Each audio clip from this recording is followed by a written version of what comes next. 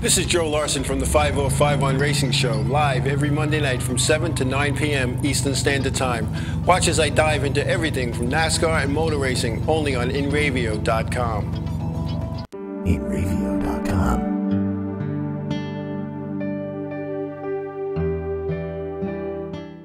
The world of advertising has changed. Radio, TV, and newspaper revenues have declined drastically. Why? Because businesses have realized that advertising return on investment isn't what it used to be. So what can we do about it? Well, that's easy. Advertise online. Own a local restaurant, real estate agency, or even a national retail chain? Whatever your business, InRavio can get your message out there, and we can do it at a fraction of the cost. Call today and see the difference for yourself. This isn't TV. This isn't radio. This is InRavio.com.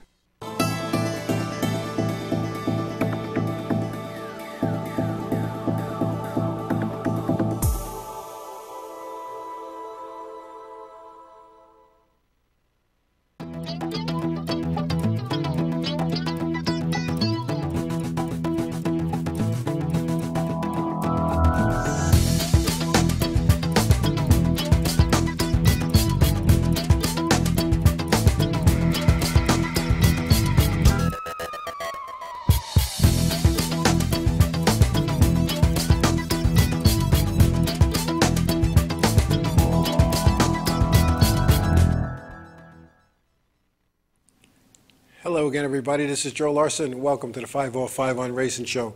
Hope everybody had a good week. It was busy for me. I spent, I guess, 3 days in New Hampshire at New Hampshire Motor Speedway. Only was able to watch the modified race. There's just too much going on. I don't even think I watched more than 10 laps of Cup practice, and even less than that with the nationwide practice. It was just, we had a lot going on. Our crew for the 33/83, whichever number you want to call it, we raced it as the 33. It was just myself and Rick, our spotter, for most of the first day. It's just tough, and I'm sure we're not the only team that has this kind of situation where these midweek races for the NASCAR Wheel and Modified Tour are, as I don't want to sound negative here, but it's a hassle. These are working guys. Most of the crews, they're working guys, and there's just so much vacation time you could take to go to these events. And the travel, I mean, up in New Hampshire, for the New Englanders, it's not too bad, but there's teams that came from down south. There's guys that came from Long Island. In a car, it took me over 6 hours, to go there and back. So, they need to take a look at that. The schedule makers on the NASCAR Wheel and Modified Tour need to take a look at these events that are midweek. And no event, how can I put this? There's no event that you can do in a day. Even a one-day show, like a Riverhead, Monadnock, even if the one day is at Stafford, you're not doing it in one day. Unless you live within 90 miles, or 120 miles. You got to go up the day before because you have to be there so early. And you got to stay that night sometimes because it ends so late, like Monadnock. You have to be there early in the morning. The race is at 9 o'clock at night, I believe. It's an hour and a half to 2 hours. By the time you drive off the racetrack, load up, and if you're lucky enough to go through tech at the end, you're not getting out of it until midnight. If you live on Long Island, it's a 6-hour ride home. So you're not doing that in the one-day shows. They're just not doing that. I had the opportunity to talk to Phil Kersey, president of Motorsports Marketing at Wheeling Engineering, and a big supporter of the modifieds and a big fan of the modifieds as well. And he is a proponent for these get them in, get it out. We did not need to be in New Hampshire for Thursday, Friday, Saturday. We just didn't need to be there. And I don't say that in a critical way. To knock what they did. I know the modifieds at New Hampshire are the stepchildren, so to speak, and we should be happy to race there, and we are. For those who think that we shouldn't go there, I think you're crazy. We should be at these places. We should be highlighted with the top three or the top two, however we want to look at it, the Cup, the Nationwide, and even the Camping World Truck Series. We should race on those weekends. We should be in Martinsville the same weekend. We should be in Richmond like we used to be years ago. And this gives some exposure to some of our guys. Yes, Ryan Preece, a tour regular, was able to drive a Tommy Baldwin car in a nationwide event, and that's a great thing. Todd Zegedy, a few years back, went nationwide racing as a result of being spotted in one of these venues. And so I have quite a few others, you know, Mike Stefanik, who still races with us part-time. NASCAR needs to recognize that these teams, these Whelen modified teams, are just a bunch of working guys that want to go racing. And they don't want to have to take off from work to go. They don't want to have to take off weeks. I'm talking weeks. There's another New Hampshire race in September. Bristol is a Thursday night show. And you know, and you got to be there Wednesday, so you've lost Tuesday, Wednesday, Thursday, and Friday. I can remember races at New Hampshire where we were sharing crews because guys and gals couldn't get off from work. And I wish NASCAR would take a look at that. I really do. It's getting too costly for the teams. The cost of these events, to go to these events, has become astronomical. And I looked at the purse. I looked at the payoff for New Hampshire. And somebody correct me if I'm wrong, if they know what it is. But it was $10,400 to win, and I believe it was $800 to take the green, you know, to start the race, so to speak. Or in other words, last place. Now here's my concern, I'll call it. When I first was involved with the NASCAR Whelen Modified Tour, I was a race director, and it was back in 2003, and the race paid $14,500. It was 12 years ago. It was something like $1,600 to take the green. Close to 50 cars for 43 spots showed up. 7 guys went home. Bob Baer, the then owner of New Hampshire Motor Speedway, as it was called, Loudon, I believe, sent personal checks to the non-qualifiers in the amount of what last place would have paid. I know Bruton Smith didn't do that, and there's no need for him to do that. And nobody went home either. But they need to take a look at the costs have escalated, and the purses are going down, and they've gone down a lot. And it's just incredible. And one of the things I wanted to talk about too with that is you were allowed to buy X number of tires for this event per team. You had to have 4 stickers minimum because you had to take time on 4 stickers, and you were allowed change tires. But your change tires had to be stickers. And for those who don't know what a sticker is, that's a brand new tire that the sticker's still on it, it's not even scuffed or anything. Now for the big dollar teams, that's not a problem. That's not a problem. They'll go get a whole bunch of sets of tires, and they'll get the best set that they can find, and they have their sticker tires ready to rock and roll. For some of the not so big dollar teams, they get a flat or a tire that, we'll go backwards, we get a tire that's not flat or a wheel that's not bent, you want to change, let's say a right rear, it has to be a sticker. You can't put a scuff on. And if you do, it's a 2-lap penalty per team. It's not, I mean, per tire, it's not, wow, I almost said not fair. It's not right. It's not right. And what's happening is the hard-working low-block racer is being pushed away. And that's why the car count on the Whelen Modified Tour is not what it once was. One of the reasons. One of the other reasons is the economy. Maybe. Because racers will race. They will take their last penny and go to the racetrack. They will take their bill money and go to the racetrack. They will take the money that their wife gave them to go pay the cable bill and go to the parts guy and get parts to go race, hoping they make it back so they can put that money back. The other thing is, and I say this, they've made it so difficult for teams in the series, and there's a lot of fees behind the scenes that you're not aware of. License fees are very high. The equipment that you have to be on pit road, and even on tracks that don't have a pit road, such as a Waterford had a makeshift pit road in the pit area behind turn 3. But, you know, Riverhead doesn't have a pit road per se. Monadnock doesn't have a pit road per se. But you still have to have all the gear. Yet, the other series, the Valente Modified Racing Series, race at these tracks. They don't race at Riverhead, but they race at the other tracks that don't have pit roads, and they don't have to have all this equipment. And is it because that series is not concerned about safety? I don't think so. I don't think it's that they're not concerned about safety, but some of this is overkill. And you know, strange term to have to use, but some of it is overkill. And it's just incredible the cost that's associated with running a modified team. And now that I'm you know, in that realm, wearing that hat, I see what it costs, and I'm like, I can't believe how guys do it. I can't believe how teams do it. I can't believe that now these guys just went to New Hampshire. Now they're going back to New Hampshire, but they're going to another part of New Hampshire, and the cost is just crazy, just crazy. And again, this thing with the tires, it just upsets me a little bit to see that you have to go out and buy tires that you might not ever use, and they're only good that day. Like, you can't use them somewhere else because they're different car pounds based on which track you're going to.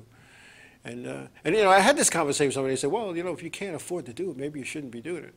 I'm not saying I can't afford to do it or not afford to do it. What I'm saying is NASCAR needs to take a look at why they're losing cars to a series that pays a lot less. I was looking for the right word. I don't know. And Video Mike is saying, until you get officials into the Whaler Modified Tour that are not family, you can't get things changed, rules or course-wise. Well, that may have been what it was maybe 10 or so years ago when the Bryce family had a big influence on what was going on. And it was, the tour was actually called the Bryce Tour for a while. You had Big Bill Bryce was making the rules down in Daytona, and you had Lisa Bryce as the head scorer, and her mother was the registrar, so who was Bill Bryce's wife. And if you weren't in their little circle, you weren't racing in the series. And they kept Long Island guys out of it. They made it so difficult for Long Island to run that series that Long Islanders did not want to go there and race the series. And Tom Baldwin fought, and he got on. And Wayne Anderson a few years back, you know, he was a tour champion, but they didn't make it easy on him either. And then, you know, J.R. Bertuccio started showing up, and J.R. was a young, immature kid who made a lot of mistakes on and off the racetrack at the time, and they looked at him and said, everybody from Wrong Island, as they used to tell me, is like J.R. 15 years ago or so. And that's just not right. And then all of a sudden, people started coming. I was on the series, and the Long Island guys that started covering it was Kevin Goodale came, Kenny Hagee came, Glenn Tyler came, just to name a couple. And now that the tour is loaded with Long Islanders, Donnie Leah came. And it's just a whole different ball game. And that one family is out. So, you know, but the way the rule changes work, and I was involved with some rule changes under Chad Little, is we sit down as officials and we talk about it. And the good thing was that you had former drivers. There was a couple of John Mano, who drove a modified at Riverhead, who was Rookie of the Year a few years back. He was helping and very involved with some of the rule stuff. I was involved with some of the things as well. And we got it done. You know, we got it done. And I don't know. And you're not wrong, Mike. You know, there's things that need to be looked at and that are not being looked at. And I think, I don't know. Like, one of the things that I said for years, and I'm going to get on my little soapbox, I said for years that that curved windshield I always felt was dangerous. From the time I first looked at a modified, when they came out with those curved windshields, way back when. And I said they were dangerous. And what they were was just a way to funnel debris into the cockpit of the driver. And I didn't know what I was talking about. I was told that by NASCAR engineers. I was told that by higher-ups in NASCAR. I was told that by people in the R&D center, until somebody blew a motor and one of the pieces went alongside that windshield, deflected into the car, and hit Brian Chu in the helmet, cracking his helmet. All of a sudden, the following year, the flat windshield was was introduced. So I don't know. I just don't know. But anyway, sell it. Now, Cutie Foot saying something about selling those tires. It's a whole different tire. The tire you use in New Hampshire and the tire that's used at Riverhead. It's a whole different tire. So, and the way it is at Riverhead, from my understanding, is if you want to take time, you got to buy 4 stickers there too. Don't understand that. And you know, this is what hurts car counts. This really is. And we're going to continue. I'm going to continue on this little Joe rant when we come back. We're going to take a break right now. We'll be back.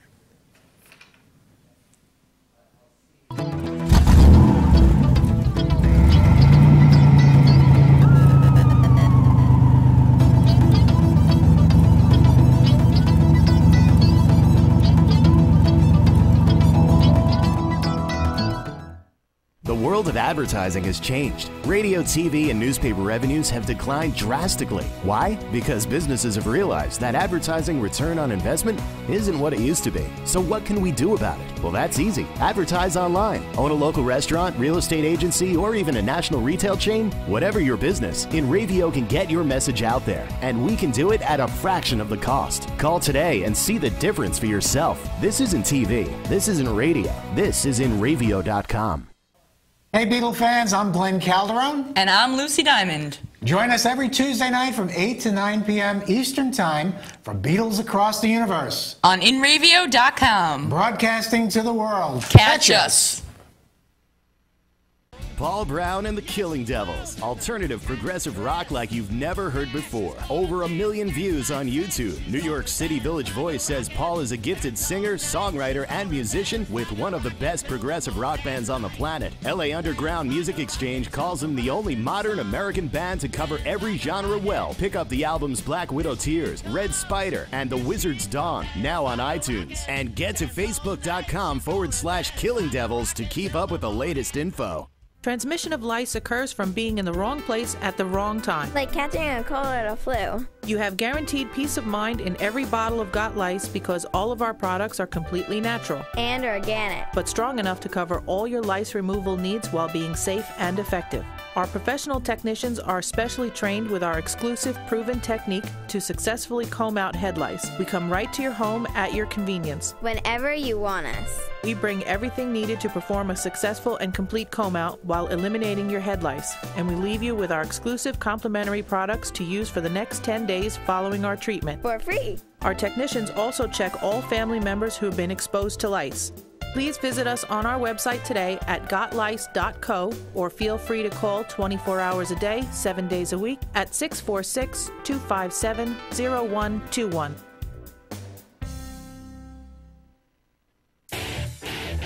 InRavio.com.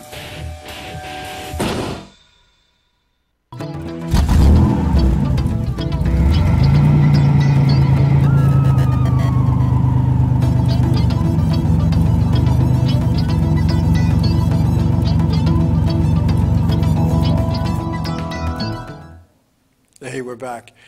We're back. Yeah, I saw in the chat room some people were talking about the TV coverage and why the race wasn't live. And I want to point out something with that, and I'm in agreement. Why was that race not put on live TV?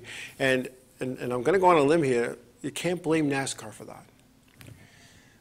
What you have to blame is the networks. And you have to blame whoever markets that to the networks to sell the commercial time to get on TV. I mean, to put this race, the tour race itself, is going to be broadcast on Fox Sports 1 Friday, July 18th at noon. Anybody that would watch it is going to be at work, unless they work at night. I don't understand that. Now, the All-Star race that was run the day before is going to be on Fox Sports 1 Sunday, July 20th at 2 o'clock in the afternoon. You know what? Why couldn't they run them back to back? I mean, you're gonna record it, tape it, play it later. Friday at noon? Come on, whose decision was that? That's the networks, that's Fox Sports. Fox Sports decides when they're going to broadcast and what they're going to broadcast. NASCAR doesn't go dictate to them. I'm sure they would like to, You know, I'm sure they would like to, but there's this TV thing. You know, I remember a few years back they walked around and Don Hawk was the director of touring for NASCAR at the time, and we had a drivers meeting, and we talked about TV, and he promised them TV, and did it come? Yeah, it came, but it didn't come. There's no reason why the touring series can't be televised every race that they have. You know, don't get me wrong. I like looking at old cars and see what they go for, but I don't need 6 hours of car auctions. A modified tour race takes an hour and a half maybe. It's just not right. It's just not right. And it repeats at 5 p.m. That's just wonderful. Most people work till 5. It's not a good prime time, baby. Put that race on prime time on a night that people can watch it. It's ridiculous that this series that's treated the way it gets treated. Now, and I'll tell you what, I do have to admit that the way I've been going to New Hampshire since 2003, and 2 races a year. And I can remember years ago, we'd have to bring our stuff in, unload. We got to practice the cars on pit road, bring everything back, then get out of the pit area, get out of the garage area, move to some place over by the tunnel where everybody was parked like sardines. God forbid you had to work on your car. You had to get like a note from the Pope to do it, because that meant you had to like unload, and stuff was out all over the place. Security people were all yelling at you because you were blocking the access roads. And then you go, and it was back and forth, back and forth. And if you fail tech, when you fail tech, a lot of people have this argument with their local racetrack that, you have one shot, you fail, you're done. That's not, we let the guys come over. As long as they're in line and when it's their time to go, they can come over the scale 17 times if they want to. But the way it used to be is they had to push all the way down, and come back around. And it was a distance. And if you didn't make it through tech, you couldn't like just pull off the line, work on the situation, fix it. You had to push back all the way around. It was insane. Now what they've done is they've made it a lot simpler. And the scales are right near where the haulers are. And you go over the scales, you go right to position to go out onto the racetrack. If you don't make tech, you can push back to your hauler and do what you got to do. In some cases, it's just a matter of adding fuel. You could do that right there. But basically what they did is they moved the modifieds to where the K&N Pro Series East used to be parked, where they had a nice scale pad. It was really nice. It was a nice setup. But this TV, there's no reason why the modifieds can't be on TV. Just like there's no reason they shouldn't be at Richmond. They shouldn't be at Martinsville. They should be at these places. And they should be running with them Cup weekend, even if it's that Friday afternoon or Friday night or Saturday morning. They really need to be involved. We need to, we need to work on this ourselves, as whether you're a car owner, whether you're a driver, or involved with a team, and start. People need to write to Fox Sports and say, don't write to NASCAR, don't write to 5 off, 5 on. I can't do nothing for you. Write to Fox Sports, and tell them that race needed to be on live. If enough people write in, they might listen, all right? I mean, Martinsville was one of the first places I saw a modified race off of Long Island. I actually was a spotter for Ed Denseski, running a modified back then.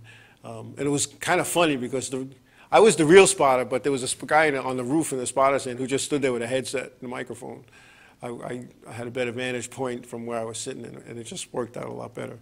But anyway, that's a whole other story. That's a whole other story. But in Richmond, that was another awesome place to run. North Wilkesboro, I'd love to see the modifieds run at North Wilkesboro. The place is still there. Why not? Why not go? Why not go race there? Anyway. Well, while I'm on this modified round, let's go over the results for the Wheeler Modified Tour at New Hampshire Motor Speedway. Ended up going 110 laps with the green, white, yellows.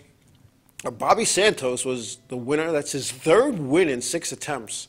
3rd win in 6 attempts, and he's not atop the point standings. He's 2nd, 2 points back to Doug Colby, who finished 2nd in this event.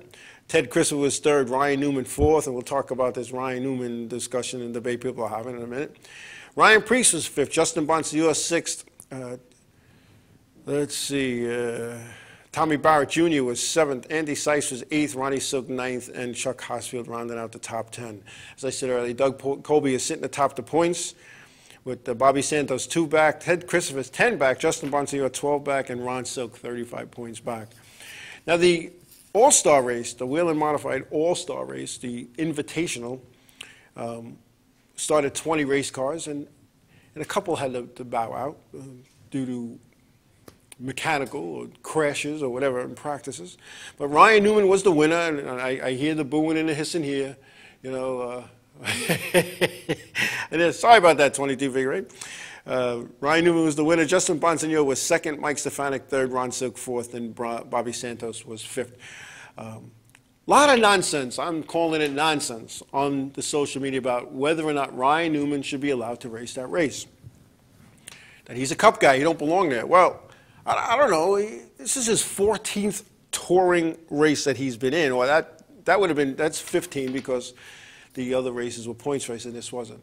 And Ryan Newman, as Homer says, and I don't know who Homer is, Homer says, Ryan Newman brings in the fans, no problem with him running. I agree. You know, I agree. But Ryan Newman had to go through what everybody else had to go through.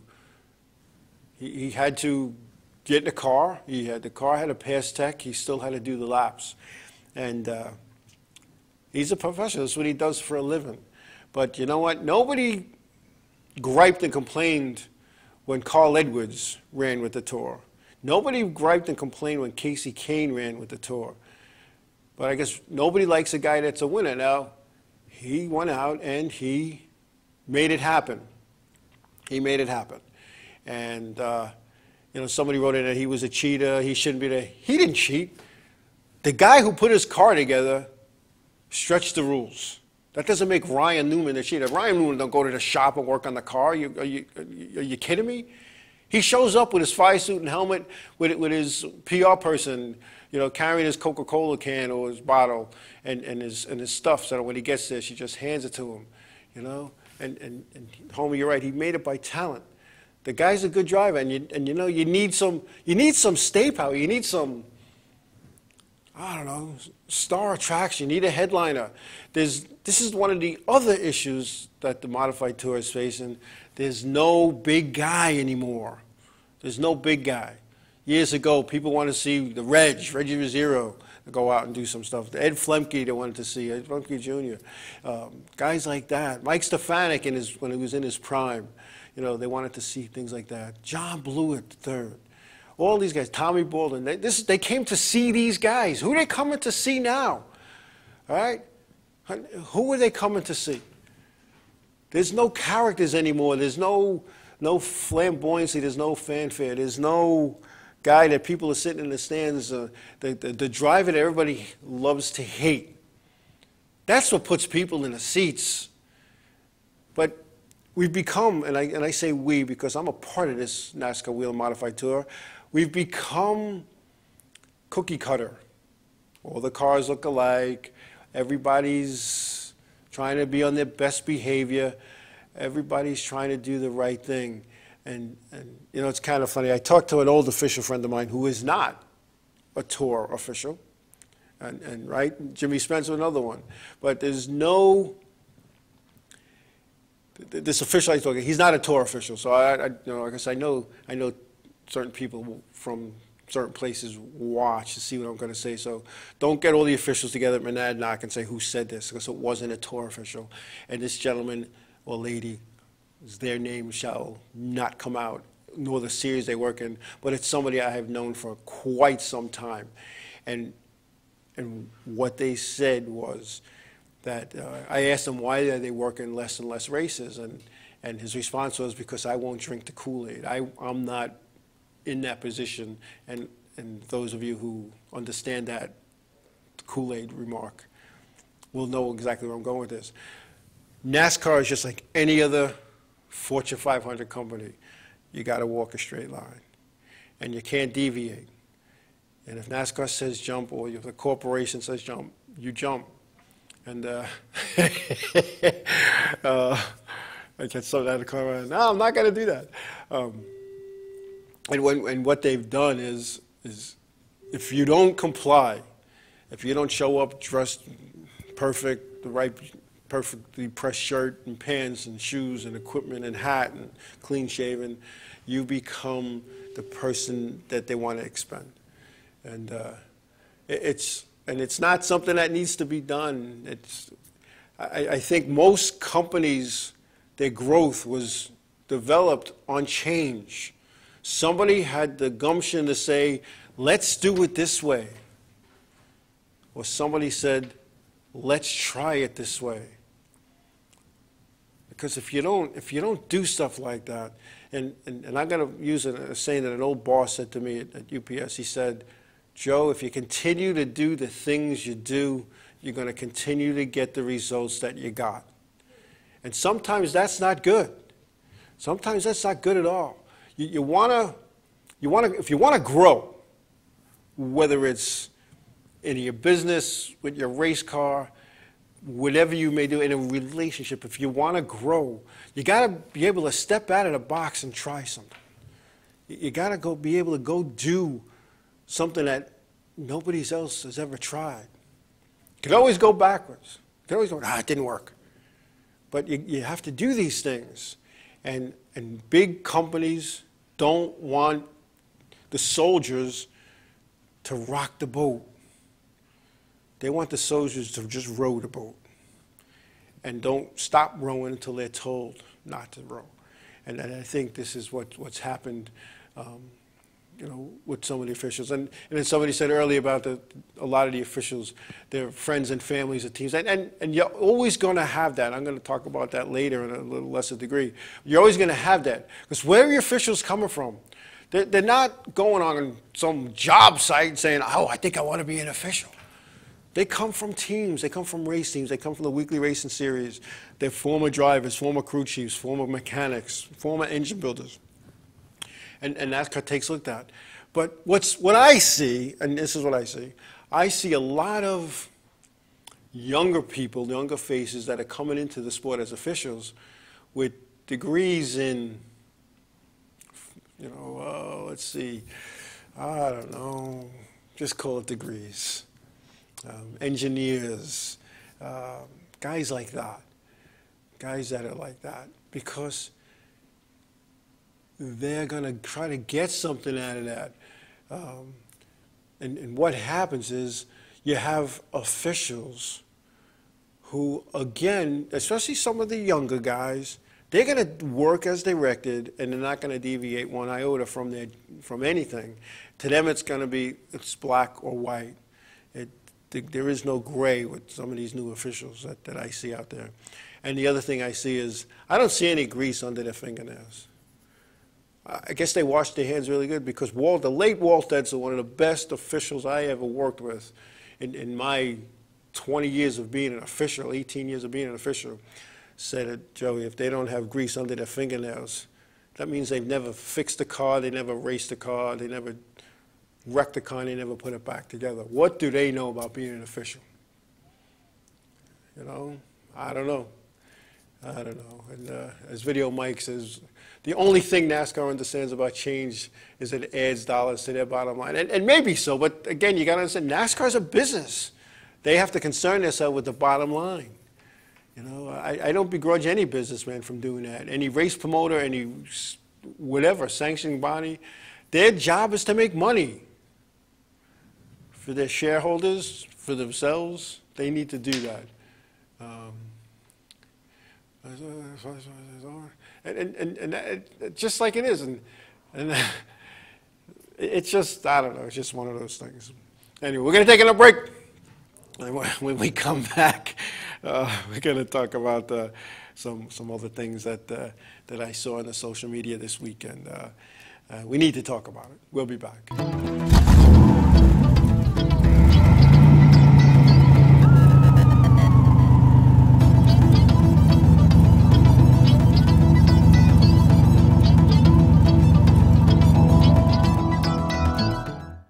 The world of advertising has changed. Radio, TV, and newspaper revenues have declined drastically. Why? Because businesses have realized that advertising return on investment isn't what it used to be. So what can we do about it? Well, that's easy. Advertise online. Own a local restaurant, real estate agency, or even a national retail chain? Whatever your business, InRavio can get your message out there, and we can do it at a fraction of the cost. Call today and see the difference for yourself. This isn't TV. This isn't radio. This is InRavio.com.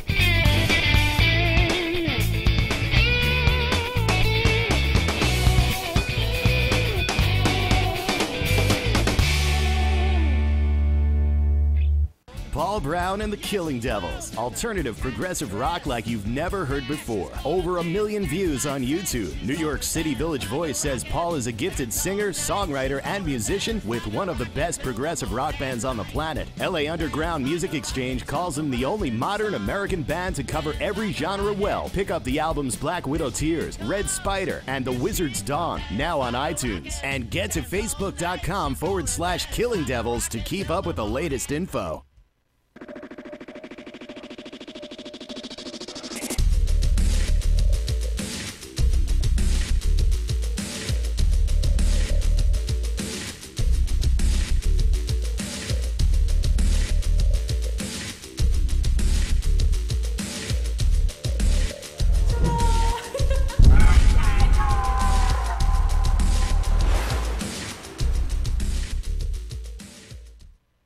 For over 60 years, Hanson Carpet has put the customer first, providing only the finest quality products and service. And Hanson Carpet is so much more than just carpet. We also carry a wide selection of window blinds and shades, and our licensed and insured technicians can service any of your flooring or window covering needs. Browse our huge selection of laminate, carpet, linoleum, vinyl, and tile. Stop by our showroom today or visit HansonCarpet.com. No matter what your project, Hanson Carpet has got you covered.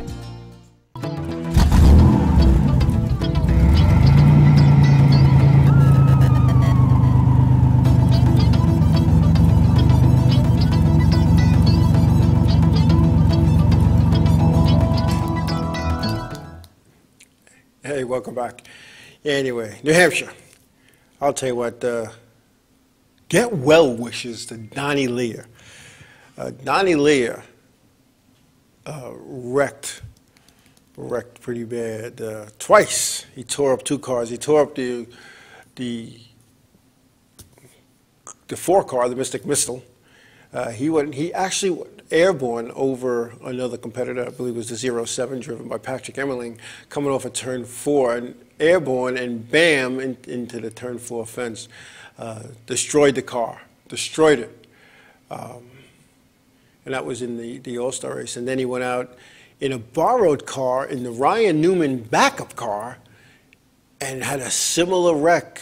You know, the guy was hurt, and I went and talked to him afterwards, and he was already sore from a midget wreck. He races midgets as well. He has a midget car. It wasn't good for him. He was hurt. He hurt his sternum. Now, you know, it's for those of you who've ever strapped into a race car. You can't move. You just can't move if you're in your seat right and your belts are right. You can't move. And when the belts go over your lap, just below your waist, and you have another belt that goes between your legs that hooks to that, and your shoulder straps come down and hook to that. So it's a 1, 2, 3, 4, 5-part harness. Some guys run a 6-part. There's 2 coming up through the legs to keep your legs down. Now, your body's very flexible.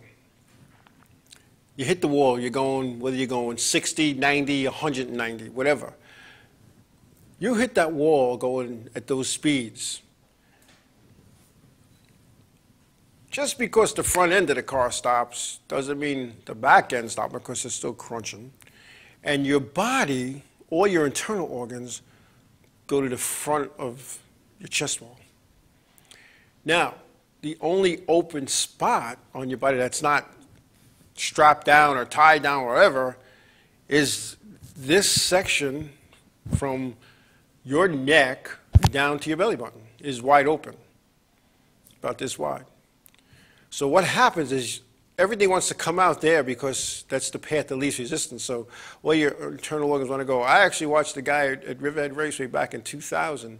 He hit the wall so hard that his sternum broke. It just, boom, it ripped like he was having open heart surgery and opening up his chest wall.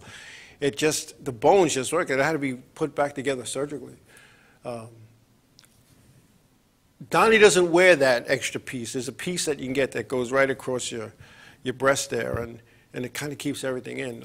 I don't either, for whatever reason. But I'm thinking that's something that might want to be looked at, because now what's happened, anytime a driver is getting hurt, his legs don't go anywhere because of the way they're in, and they have the divider in between the seat, and your legs can't go flopping back and forth. And the way the newer seats are, it used to be the old seats, there was a piece here. Now, the way I was shown that at the R&D center is that when you go to knock a door down, let's say there's a door locked, you got to get in, you don't lift up your arm and knock the door in with your ribs. You go with your shoulder. So the newer seats, the protection is here. You still have this as well. So I'm thinking that's something that maybe they need to take a look at. That extra strap, you could buy them already. It's not like anybody has to go design it. It's already there. It's something that should be looked at. But Donnie Lee, I hope he's all right. I'm sure he's a little sore. Eric Goodale, Long Islander, he trashed the car in practice. And this car was trashed. The left front wheel lost air. And you can't turn these cars on 3 wheels. You can probably do it at a short track, but not in New Hampshire. You're going too fast. And it sent them up into the fence, and it sheared the right front wheel off, sending the wheel went as high as the fence, the catch fence. Well, actually higher than the catch fence. It didn't go over, and thank God if it didn't, but there was nobody in the stands anyway, but still. What I saw after that is that car was brought to an impound area by the NASCAR Wheel Modified Hauler. And there was some big wigs from NASCAR over there going over that car. And they went over, they stood around this car like it was a crime scene. And maybe I'm being a little exaggerative there a little bit, but they stood around this car like nobody is supposed to touch, boom, boom, boom, boom. They let like the crew chief and the owner go look before they go make the determination. They took a ton of pictures. And then they took the broken parts off and tagged them and put them in a box. I guess they're all going back to the R&D center. And, but they kept that car there for quite some time, going over it. I mean, I'm talking some big wigs from NASCAR over there checking out this race car.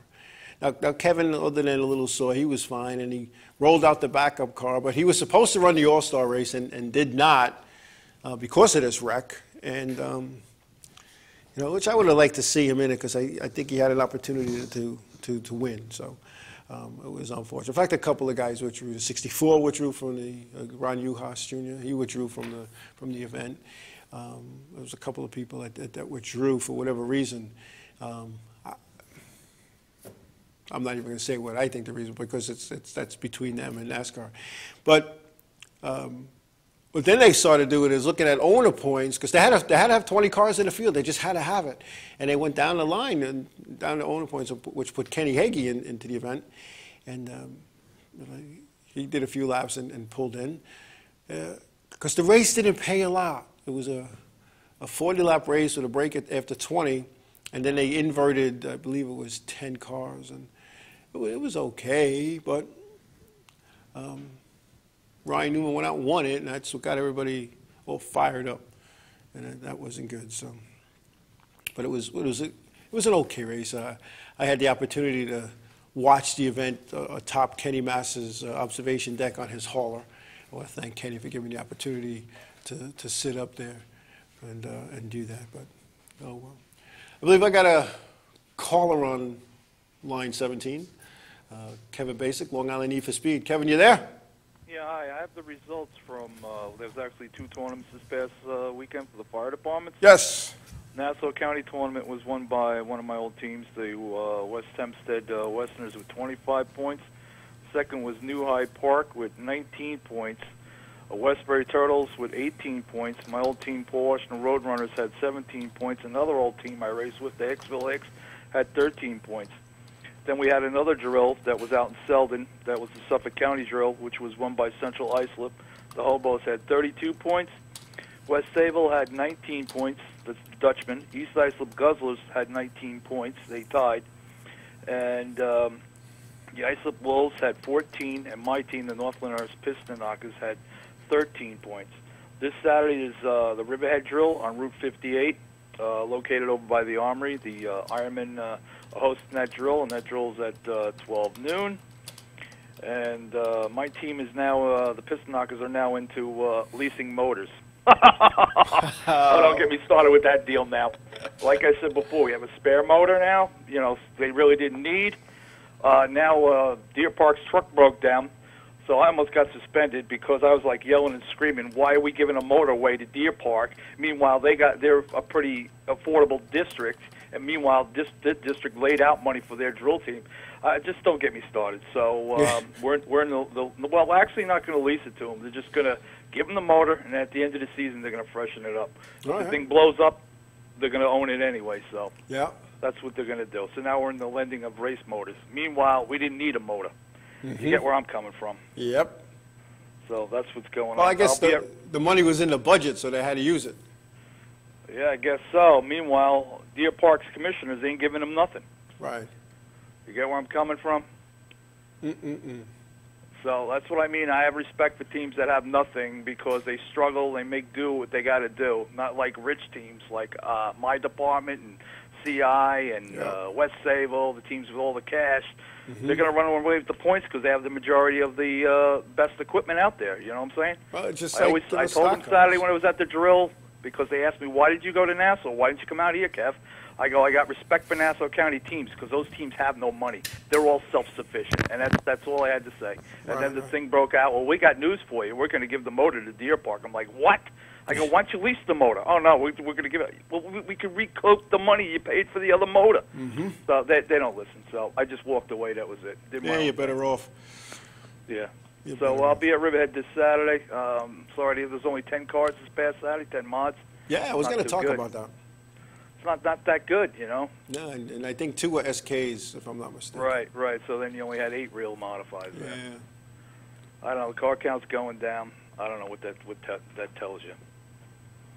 You know what I'm saying? Yeah. But that's next on my little Joe rant is car All right. counts. Did you happen to see Art Barry and talked about the old timers thing? Yeah, I did. I talked to him. He said he really doesn't have nothing laying around that he could roll out, but he will get the word out to his friends and whoever has any old stuff that raced on Long Island. It's deeply appreciated. Yeah, there's a few guys we were talking it up about, so they're looking forward to the old time. Yeah, I hope so. Really, you know, like I said, I'm in hold of Garden State Vintage Club near and Star, so hopefully we'll have some cars. Hopefully the 16th we'll have some drivers too. Like I said, anybody out there knows any old-time drivers, tell them to come down, or anybody that has any antiques that raced at Rivet, Islip, Freeport, well, West Hampton, whatever, late models, midgets, whatever they got. Yeah. It's open to any kind of car that raced there. It'd be awesome. I think the people will love it. Right, and the following weekend is Marty's, correct? Yes, Marty's annual reunion at his place, the Heimsen Museum of Nostalgia. I've been going to that for the last few years. In fact, I changed my flight home once from a tour race so I can make it there in time. I had a later flight. I took an earlier one because I'll tell you what, that place is jam-packed with people. And right. I've been to that museum 10 times, and every time I go, I see something I didn't see the last time. Yeah, I was there last Thursday. I dropped off some more videos for him because, like I said, I'm getting rid of all the videos. I have no room since I moved. You know, I'm in a bigger apartment, but I have no storage. You know, like when I used to live, I had a knee wall. I throw it behind the knee wall or whatever, but Right. I got no storage, and I'm not paying $100 for a 5x5 storage thing. You know what I'm saying? I got a 10 by 20. You know? So I got everything crammed in my bedroom, and as I'm making up, converting the DVDs, I'll just give them to Marty. You know what I'm saying? I even gave him some of my stuff I had of Ice Up Speedway, Freeport, all that. I just, gave him all the VHS tapes. Nice, so, nice. All right. That's another thing.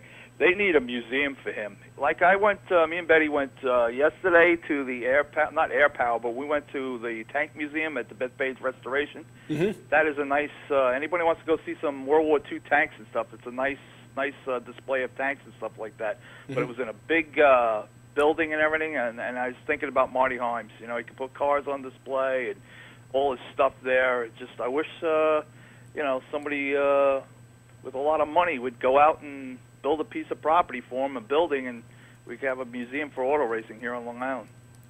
That would be good.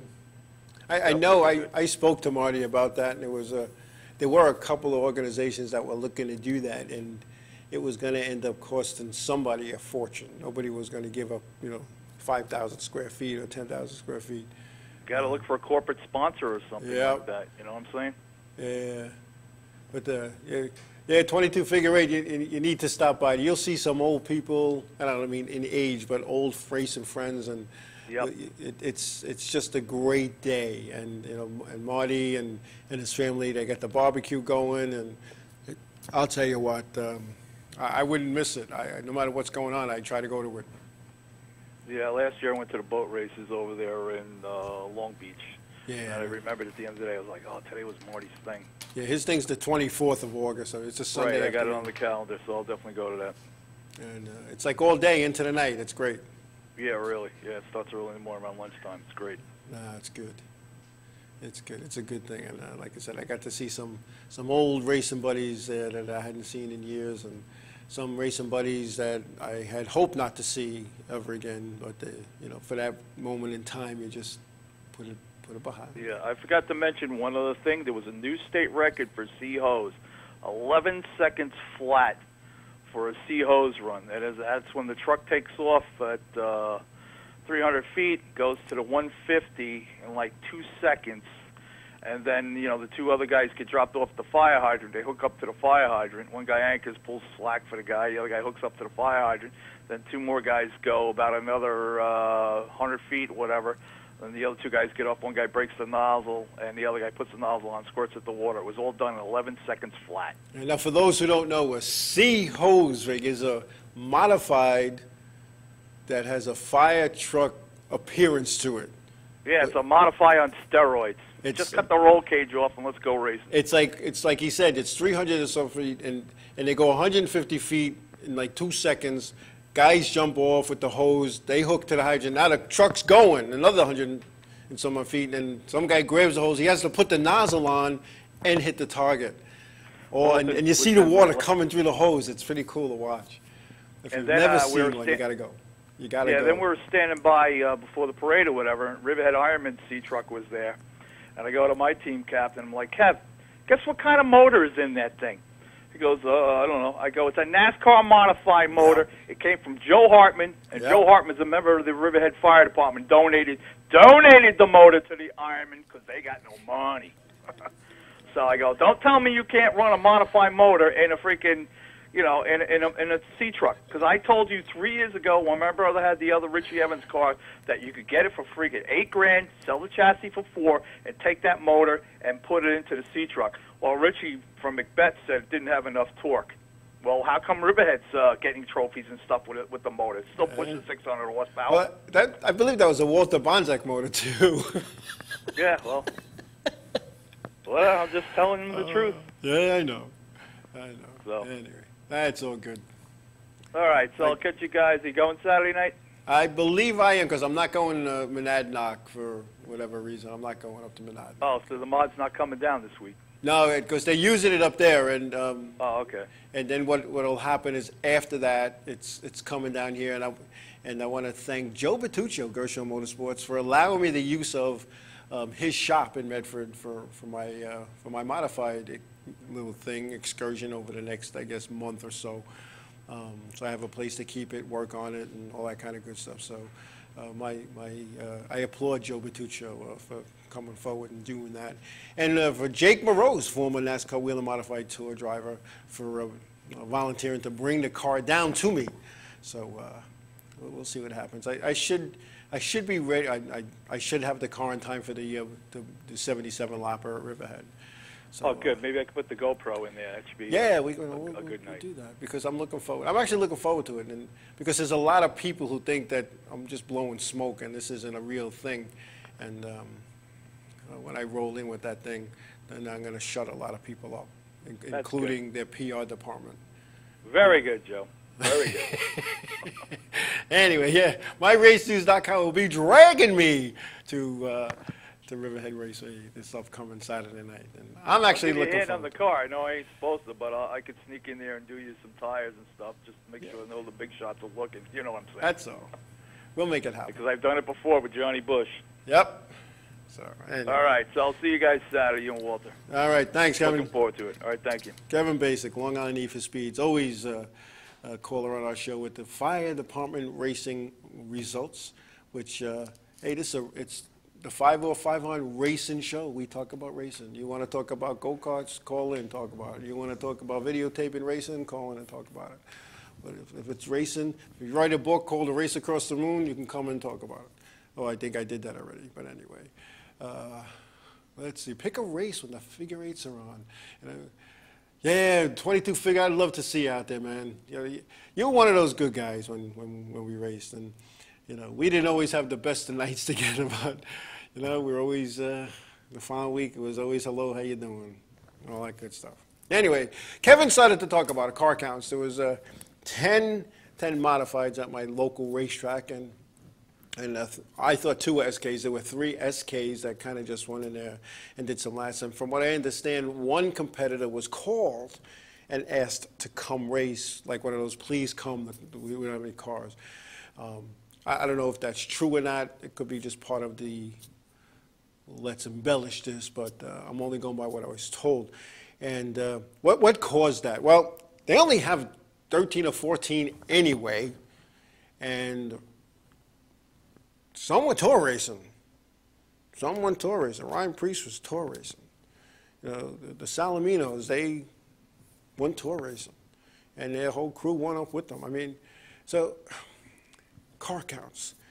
I don't know what's going on. There was some nonsense on the, and I'm gonna call it nonsense, because there's always a couple of guys that 22 figure. I heard that too, but I couldn't confirm it, because there was only like 6 after the first practice, or around mid-afternoon. But anyway, there was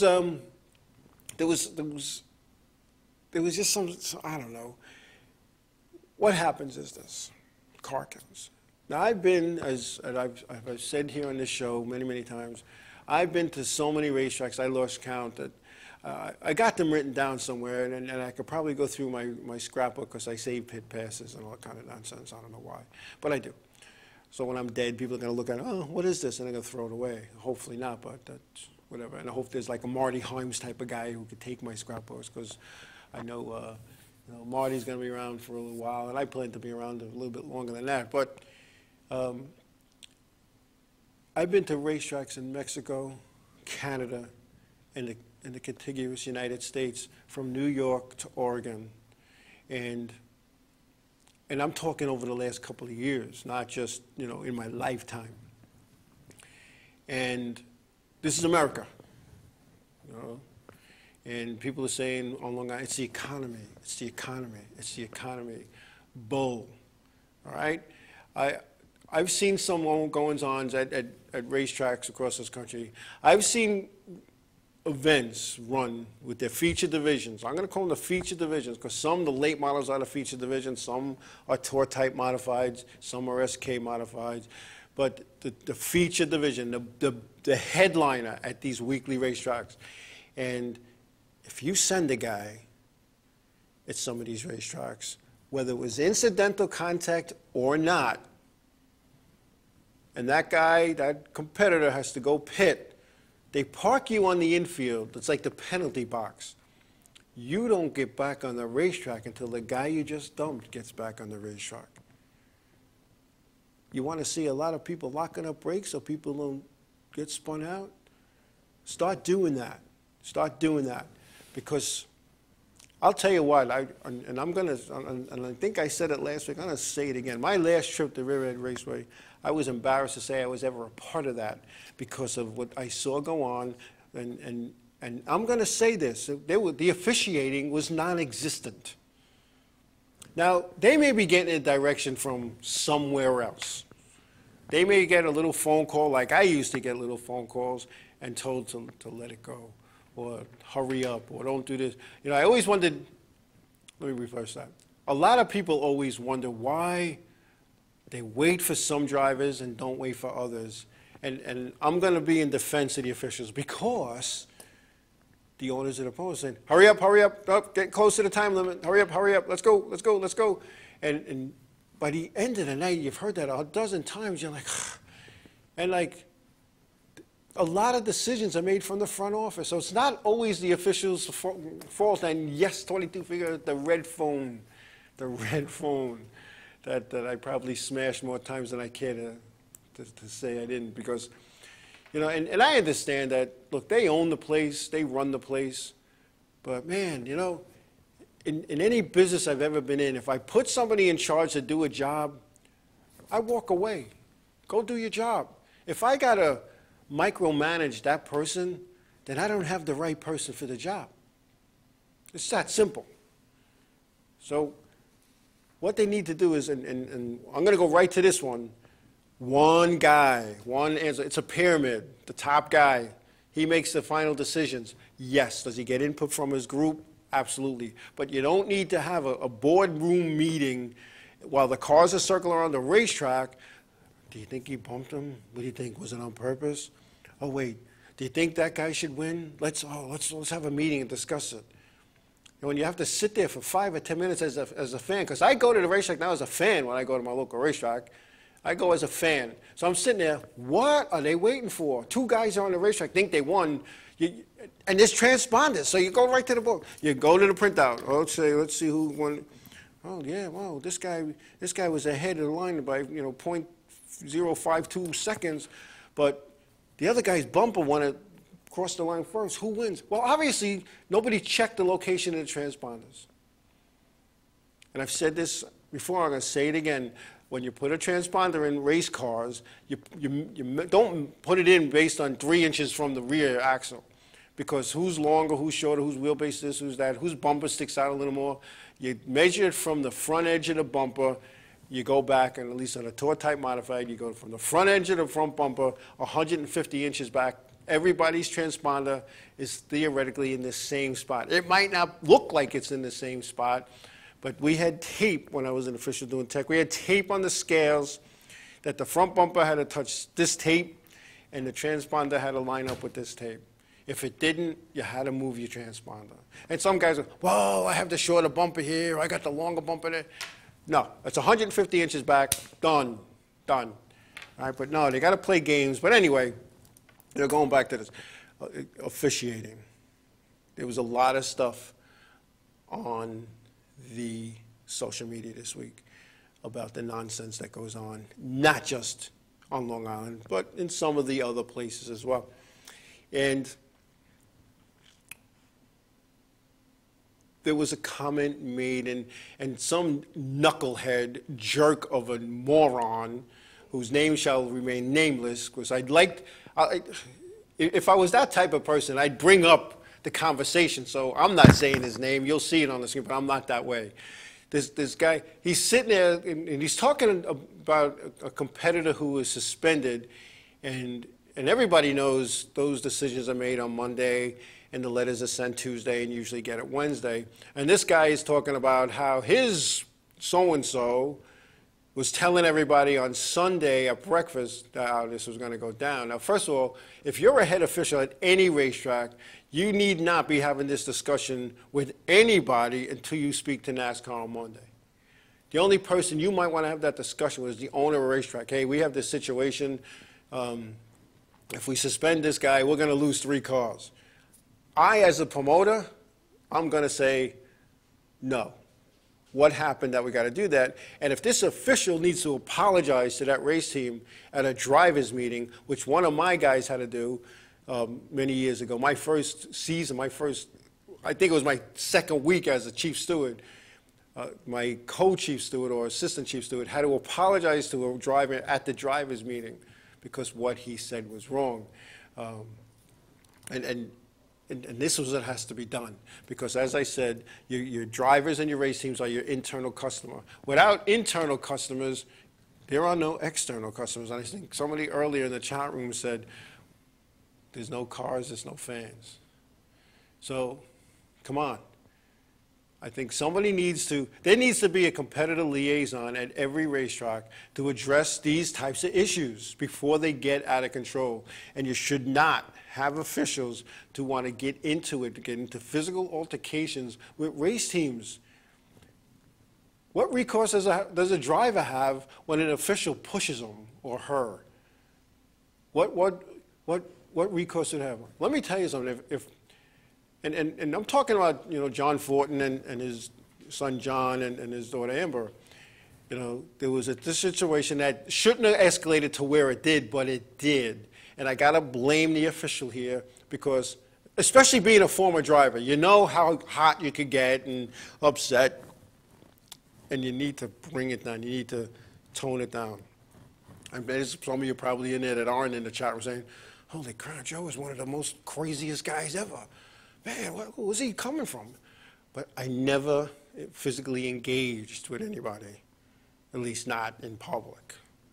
So, now this father, and I said this to Jerry Cook one time when a former champion tried to run over my son when he was given the black flag, and then we went yellow, and my son went and showed the black flag to him, and he tried to run him over my son, and he admitted it.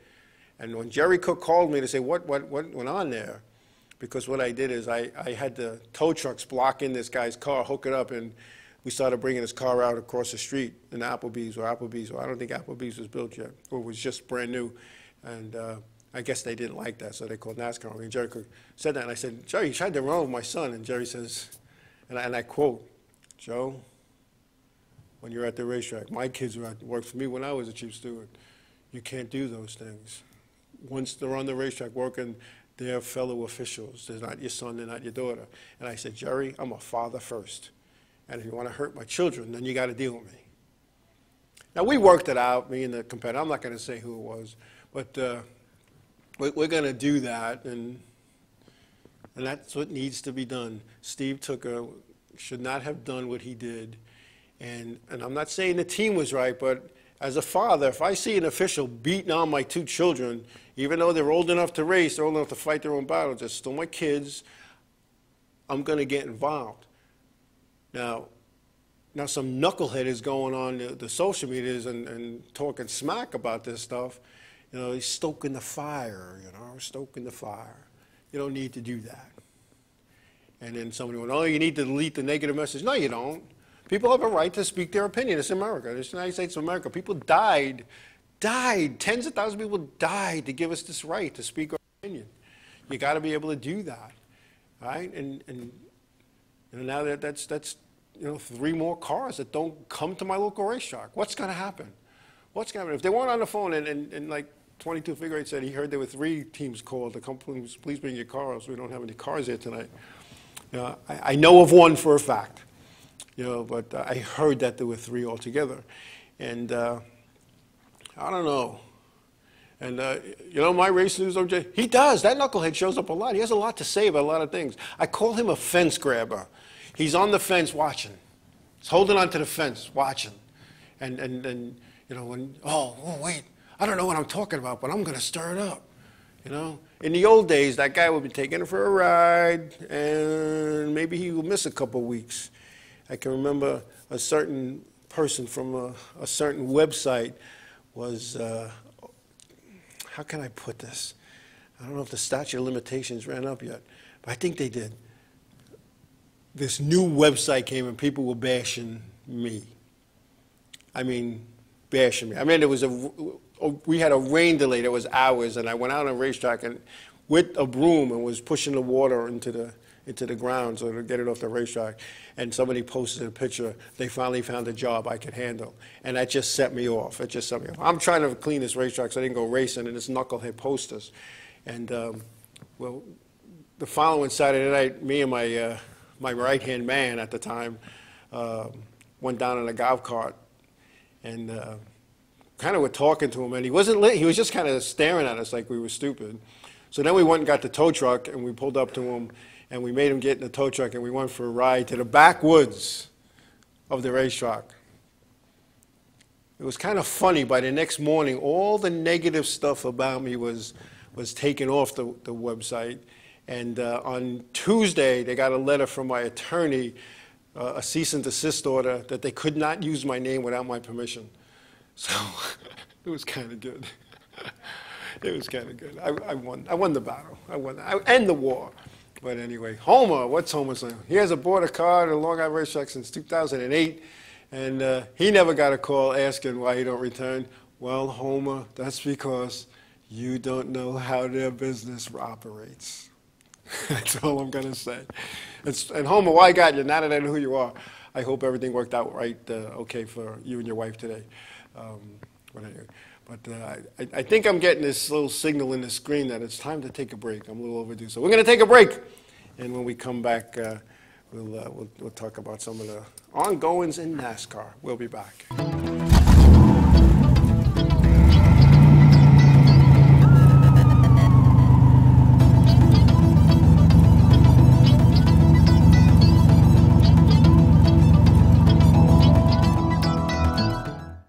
Hey, this is Gina Cotillo from The Gina Show. Come join us every Wednesday, 11 a.m. Eastern Standard Time for celebrity interviews, Reality Reel with Billy Charles, funny stories with Brian Kinnear, and much, much more. The Gina Show can be found only on InRadio.com, broadcasting to the world, so come and catch us.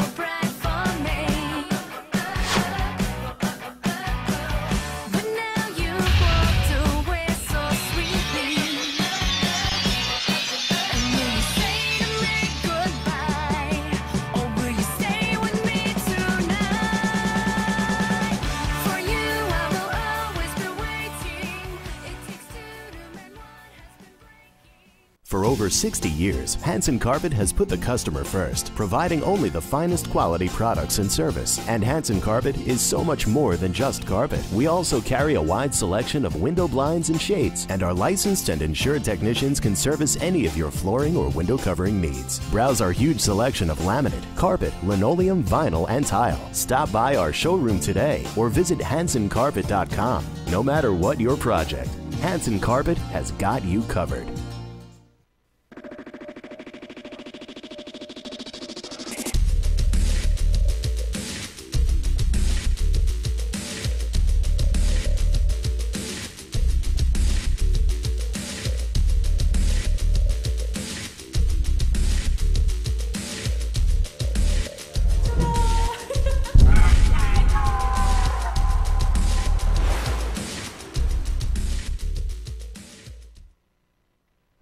of advertising has changed. Radio, TV, and newspaper revenues have declined drastically. Why? Because businesses have realized that advertising return on investment isn't what it used to be. So what can we do about it? Well, that's easy. Advertise online. Own a local restaurant, real estate agency, or even a national retail chain? Whatever your business, InRavio can get your message out there, and we can do it at a fraction of the cost. Call today and see the difference for yourself. This isn't TV. This isn't radio. This is InRavio.com.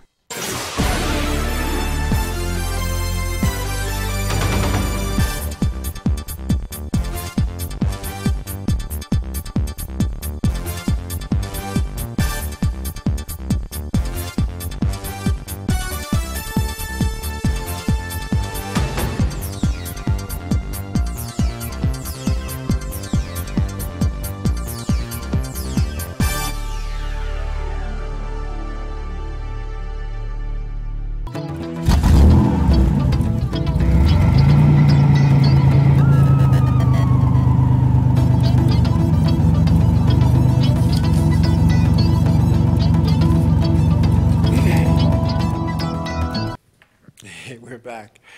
Anyway, let me see. Morgan Shepherd. Morgan Shepherd. The guy's an old guy. In fact, he was, I was working a nationwide race up in the tower at Daytona. And my job was to monitor pit road speeds. Now, back then, there was, I'm doing this a long time. There were no transponders on the cars for pit road stuff. So those lines that are on the pit road, they had a usefulness back in the day. And I don't remember the exact number, but to go from the box, not the pit boxes, but the lines that were painted outside the pit box, they can only go through 2 of those boxes or 3 lines in 5 seconds. So I have, there's Jerry Cook and myself. Stopwatch in each hand, and we got 2 cars each that we, and you could kind of see who's going a little faster. But you're sitting there, and all of a sudden I'm looking, and I'm like, well, I think they had like 5.2 seconds was the time with pit road speed, what it was. I think it was 55 miles an hour. And I said, Jerry, I think the 22 car is 4.4. Jerry goes, well, tell him. So I told the race director, it's David Hoots, I said, David, I got Morgan Shepherd at 4.6 seconds. Immediately, they go to the videotape, and they go back, and we time it again. All right, post the 22, speed in the pits. And I was like, holy cow, I had Morgan Shepherd, black flag. It was like my first nationwide race. It might have been a cup race. In fact, it was a cup race. So, yeah, I did a lot of stuff on my day. I had fun. Yeah, I don't believe Cutie Foo. I mean, they do, but you don't really see it on TV. The black flag in the top 3 series, you don't see it because the announcer will say the XYZ truck or car was they posted it and even come down pit road for consultation, but they do show it and it's waved, but it's more of a formality than anything else because there's a box that's on the flags and it has the number in it. And what happens is the tower communicates to the official in the spotter stand. They tell the such and such a car they got to come in, and then they bring them in and they have that chat and whatever they're going to do. So, but anyway, Morgan Shepherd in his second NASCAR Sprint Cup Series start in 2014 finished 39th at New Hampshire Motor Speedway. You may be wondering why I'm talking about a guy who finished 39th. Shepherd was involved in a situation. There was a lot of talk, but Shepherd had competed in the NASCAR Sprint Cup Series in 5 different decades. Shepherd, 72, has 4 career victories in the Sprint Cup Series. Well, he got into it with Joey Logano on the racetrack, an accident with Joey Logano. Let's see. And what happened was that he was the slowest car in the racetrack at the time, and Joey Logano was one of the fastest. Well, in the garage area, Joey Logano was visibly angry after his mandatory trip to the care center. Many felt that Morgan Shepherd had no business racing at this level at his age. NASCAR Vice President of Competition, Robin Pemberton, commented that Shepard was running above minimum speed throughout the race. Minimum speed, for those who don't know, is 1.25 times the pole speed. So as long as you're at that or below, or at that or faster, you're okay. Once you fall below that, you're asked to get off. And that Shepard met the same guidelines set forth for all drivers in the series prior to the start of the season. Now, there are 4 criteria to be able to race in a series, whether it's Cup, Nationwide, Truck, Whelen Modifieds, K&N Pro Series, whatever. The only one you don't need to be approved for is your local weekly racetrack. Anybody with a car or money can go racing. But everywhere else you need, and there's an approval process. So the approval process works like this. NASCAR approves a driver based on experience.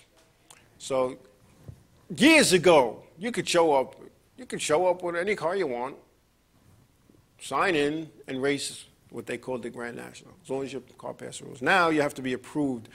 So a weekly guy has to run so many races at his weekly track in the type of car that he or she wants to race, and the next level up would be the Tour, the NASCAR Whelen Modified Tour, or the K&N Pro Series. So a late model guy who races local racetrack wants to go race the K&N, you're in, done. Modified weekly guy, if that's the feature division, wants to go tour racing, he can. But a full-fended guy can't hop into a modified until he or she can demonstrate the ability to drive an open-wheel car. So that's number 1. Number 2, you have to pass a physical at the beginning of the season or prior to your racing to show that you're physically fit to race in the race car. So, you know, if a guy walks up and he goes, I want to race, they might not let him. So you have to be physically fit and healthy. Then your car has to pass inspection, and then you have to qualify for the event. Now, if you've done those 4 things, you're in. Morgan Shepard did those 4 things. He had every right to be at that race, on that racetrack with those people, just like anybody else. So sorry, Joey Logano, you got caught in a wreck with him.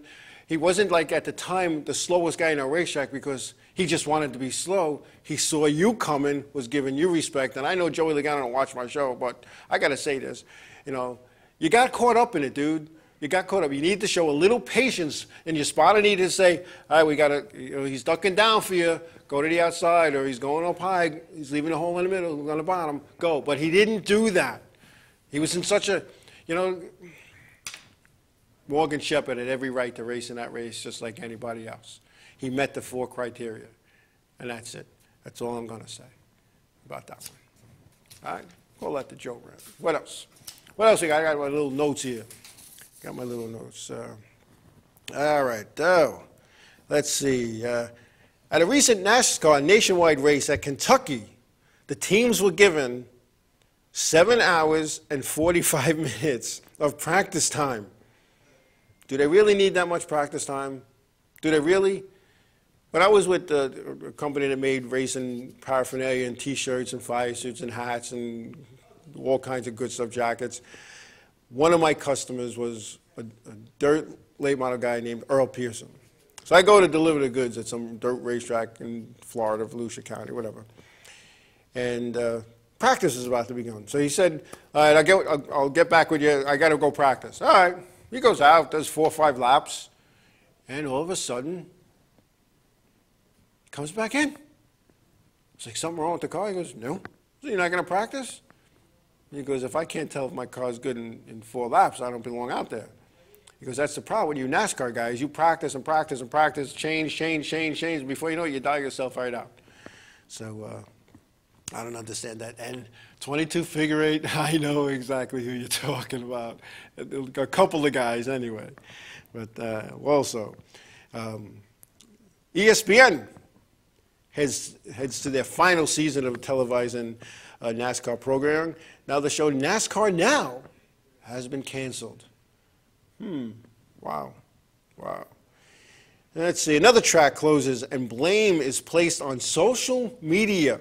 According to Area Auto Racing News, the future of Bearfield Speedway is cloudy at best after track promoter John Reaney, announced last week that the track will be shutting down for the remainder of the 2014 season. Reaney is ending his association with the track, which last year celebrated its 50th anniversary.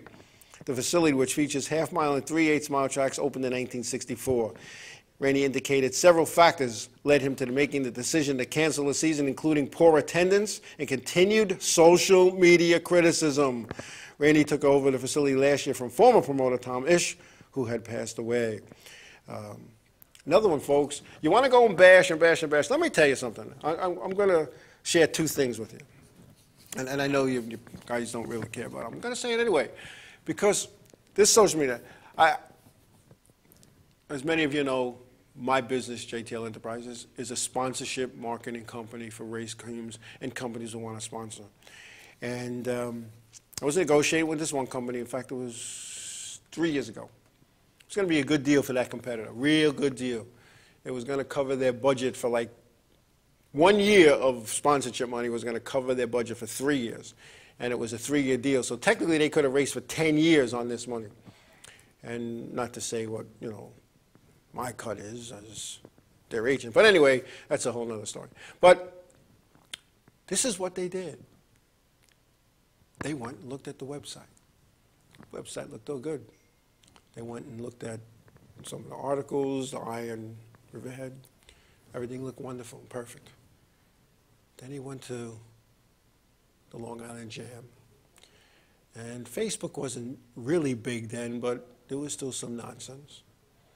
And he read some columns in the area auto racing news, and he read some stories in some other newspaper. And he calls me up, he goes, "Why would you want me to get involved with this circus?" His exact words. And I know he got that because people were putting stuff about the circus acts and all that kind of nonsense. And then he looked at Victory Lane pictures on the racetrack website. And just because the way the racetrack is situated and the main grandstands are really in the backstretch, Victory Lane pictures for heat race winners, there's no people, the car driver sitting in his or her car holding a flag, and behind them, depending on the angle, is the press box with a couple of little seats and the seats coming out of turn 4, where nobody really sits. So the guy was like, "What's that? There's nobody there. Why would I do this deal?" True story. Okay, so, you know, he went to the local sites. He went to the computer and looked. And you know what happens? You start, you know, then he tells a friend, well, it's that old hair washing and shampoo commercial. You know, they told a friend who told a friend, and, you know, 2 becomes 4, 4 is 8, 8 is 16, 16 is 32, 32, and it just goes on and on and on and on. Okay, so, you know, and I know sometimes you have the right to say what's on your mind, and I'm okay with that. I'll go to battle for you to say what's on your mind if somebody tries to shut you up. But the continuous bash, it shouldn't be a bashing. Constructive criticism. Hey, this is what I don't like. Take ownership for that. I don't like extended cautions. The fix for that is, and you come up with a fix.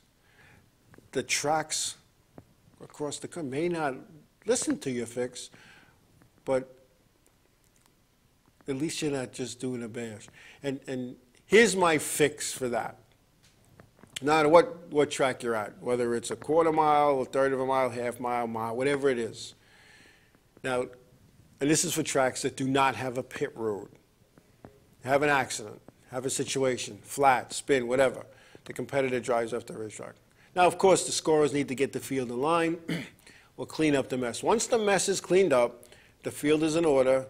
The chief scorer needs to announce on the radio so the head guy knows the field is in order. At that point, the head guy says to the flag man or woman, "All right, the field is in order, Mr. Flagman. One at the line next time by." Cars are going around, coming around. Now let's say you got the guy who just pitted on his way. There need to be officials in the pit so they could see whether it's 1, 2, 4, so they could see every corner or every nook and cranny of the pit so they can say, I got one coming. As long as the front row didn't get to the start-finish line for the one to go, you call it off, you let that guy get to the tail end, it's one to go in the line. You only do it once, so you don't have two guys pull off because I'm going to help I'm already last. My buddy's messed up, so I'm going to go out there too so we get more time.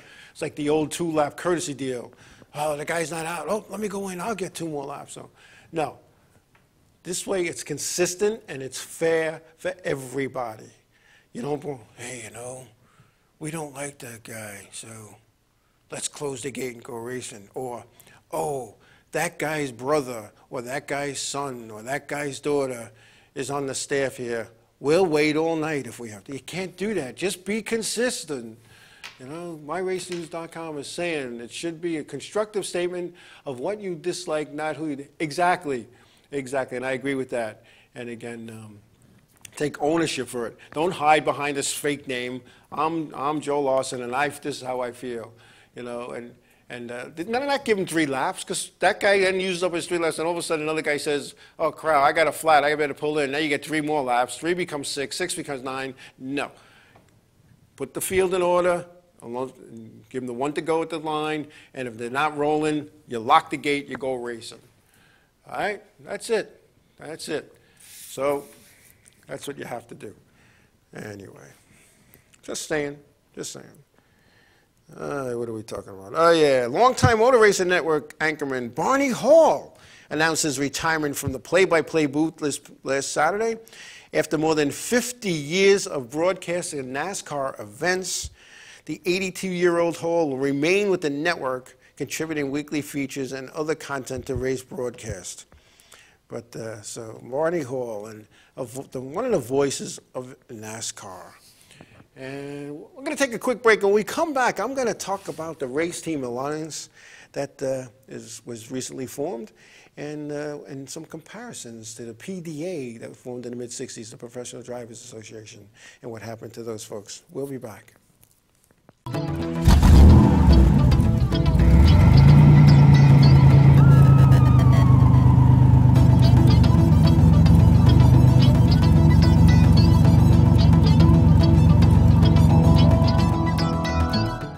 For over 60 years, Hansen Carpet has put the customer first, providing only the finest quality products and service. And Hansen Carpet is so much more than just carpet. We also carry a wide selection of window blinds and shades, and our licensed and insured technicians can service any of your flooring or window covering needs. Browse our huge selection of laminate, carpet, linoleum, vinyl, and tile. Stop by our showroom today or visit HansenCarpet.com. No matter what your project, Hansen Carpet has got you covered.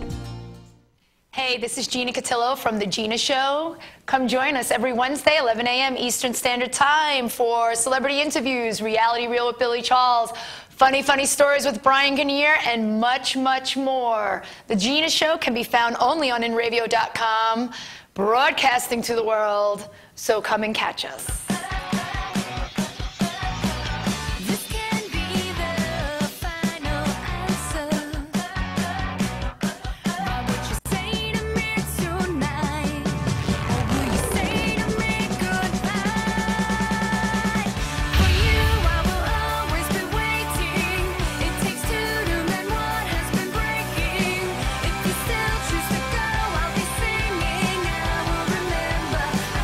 Remember you.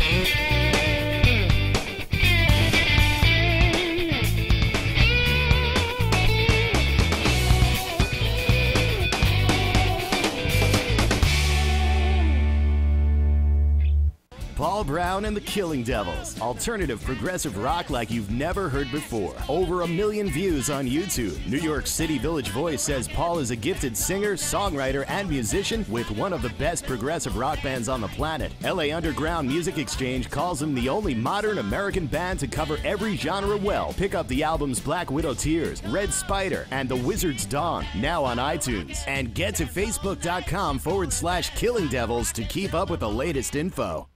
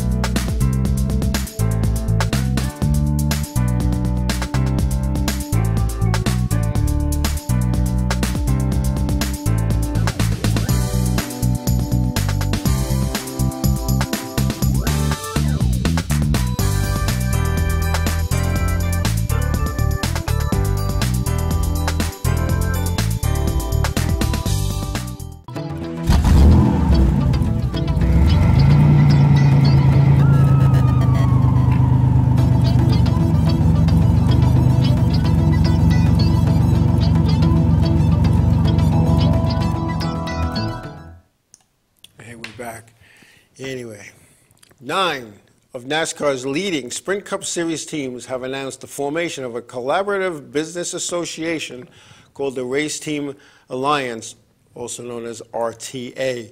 The organization currently includes Chip Ganassi Racing with Felix Sabates, Hendrick Motorsports, Joe Gibbs Racing, Michael Waltrip Racing, Richard Childress Racing, Richard Petty Motorsports, Roush Fenway Racing, Stewart Haas Racing, and Team Penske.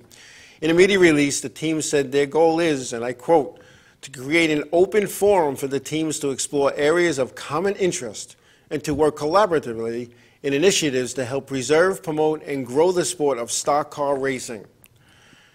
The RTA said it intends to open membership to all full-time Sprint Cup teams in the near future in an attempt, and I quote, to explore innovative ways to harness the combined purchasing power and scale of the teams' operations to drive efficiencies in cost. Michael Waltrip Racing co-owner Bob Kaufman was elected chairman of the RTA and said, this simply formalizes what an informed group. By working together and speaking with a single voice, it should be a simpler and smoother process to work with current and potential groups involved with the sport, whether it is to be looking for industry-wide travel partners or collaborating on technical issues. The idea is to work together to increase revenue, spend more efficiently, and deliver more value to our partners. Multiple sources within the Sprint Cup Series garage say one of the RTA's first goals will be to petition NASCAR for a larger share of the television revenue once the new TV contracts take effect in 2015. Wow. Now, back in the mid-'60s, the PDA, the Professional Drivers Association, was formed, and I believe it had to do with Talladega. And the members, or the people who were the most boisterous with the PDA, were banned from NASCAR. Bill France was not going to have any part of it. It was like unionizing. No. I call the shots, I make it happen. Now, electing the president that they elected, Bob Kaufman, he is the money behind Michael Waltrip Racing. Now, he has nothing to lose. They kick him out. All right, fine, he's going. But I don't see Rick Kendrick getting kicked out. And I don't see Joe Gibbs or Roush. These are big guys. These are big guys. And, you know, and someone say, no Tommy Boulder racing. No, what they did is they went with the big dollar teams. When you look at it, these are the big dollar teams. And I think Richard Petty Motorsports is in it, not because they're a big dollar team, but because of the name. But I think that's what this is all about. And, you know, and I don't agree, Home. I don't think it's the millionaire drivers and team owners wanting more, because, you know, being on the inside, and I talk to a lot of people, and in fact, I got an award from the NASCAR officials for my involvement with other race teams while I was an official, and it's all relative. A weekly guy goes racing. That car could win the feature in his division at his racetrack. He's going to lose a few bucks. A touring series guy, he could win that race that weekend, and he's going to lose a few more bucks. Once you get into this, the top three, you make your money off of the sponsorships. You're not making your money off of racing. Now think about this. Think about when you send a team, a Sprint Cup team to an event. It's just not the 5 guys you see over the wall.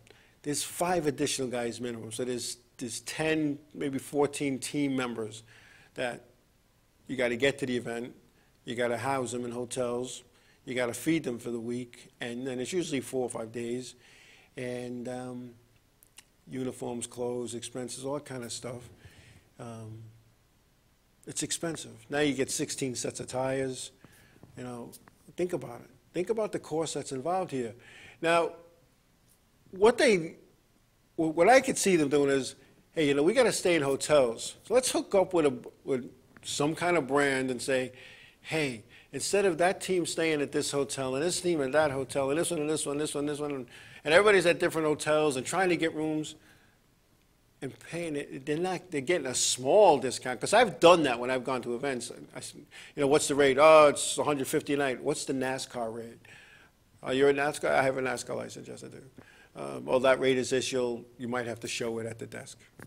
And sometimes it's better than the AARP discount that I am eligible for now, or the AAA discount. So if they could do that, and like even with the airlines, some of these guys, not every team has a private jet that they fly everybody to. Yeah, the big wigs are flying in the corporate jet, but the tire specialist is not flying in the corporate jet, I don't think. So so I don't know, that's what you have to do. But what are they saying? My race is saying, I think Bruton Smith is happy with the money he's printing or making. Yeah. But I think this is just a step. This is a step here. And like I said, you know, by putting Rob Kaufman as president, you know, he becomes the whipping boy. He's expendable. When Michael Waltrip Racing was going out of business, and I read this in Michael Waltrip's book, A Blink for an Eye, he had 2 choices. Shut down Michael Waltrip Racing because he was out of money, or go find somebody with money that could help him out. So what he did, well, actually what his wife did, is got a hold of Rob Kaufman then came up with the money and became an equal partner. It has nothing to do with the race operation. That's all Michael. So that's why they made him president. He's expendable. Not going to make Richard Petty president, because can you imagine what would happen if Brian France says to the King, King, you're no longer king, you're nobody, you're done with NASCAR. Because that could happen here if they're not smart. I think what NASCAR needs to do is sit down with these guys and say, hey, listen, we just got $1 billion TV package, and what we want to do is spread it around not only to the top 3, the Cup, the Nationwide, and the Truck Series, but to all racing, the trickle-down effect. And I'm not saying that you know, an entry-level division at your local racetrack should be getting a piece of the pie. No, they shouldn't. But you need to make it a little more financially inviting. I don't know. And you're right, WJ. They need to have somebody to make suggestions, but they don't want that. They want perfectly good soldiers, like the wooden soldier that stands there. Work as directed, and don't make any suggestions. That's what they want. And that's okay, if that's what they want. But you're right, there'll be empty seats on Sunday if the King goes, you know. Because it wouldn't be because he's Richard Petty anymore. It would be because if you could take a man who built that sport, and that man built this sport. He was the first guy to get into collectibles. He was one of the first guys that the media went after. He was the first guy that showed up at a racetrack with a big corporate sponsor. He built this sport into what it was and what it is. Okay? Think about it. Think about the guys from the late 50s, early 60s. Bobby Allison was no spokesman. I have the utmost respect for Bobby Allison. I've sat down and chatted with him many, many times. He wasn't really fan-friendly. He was too busy because he was pretty much a one-man show. He was trying to get his stuff together and, don't bother him type of thing. And think about it, Ned Jarrett back in the day. He was just trying to race to feed his family. He didn't have time to sit on the porch and sign autographs for hours or talk about, to the media all the time. And some of these guys couldn't talk to the media. They just couldn't. Back in the day, they weren't trained. Richard Petty went to a calligraphy class to learn how to make his autograph so that it would be less strenuous on because he signed so many autographs. I had the opportunity to sit on Lee Petty's porch in Level Cross next door to the museum and have some, as they called it, sweet tea, and just talked about that. I talked about, what got you into this? And he goes, I wasn't a good farmer, but I was a good driver. That was what the old man said to me, And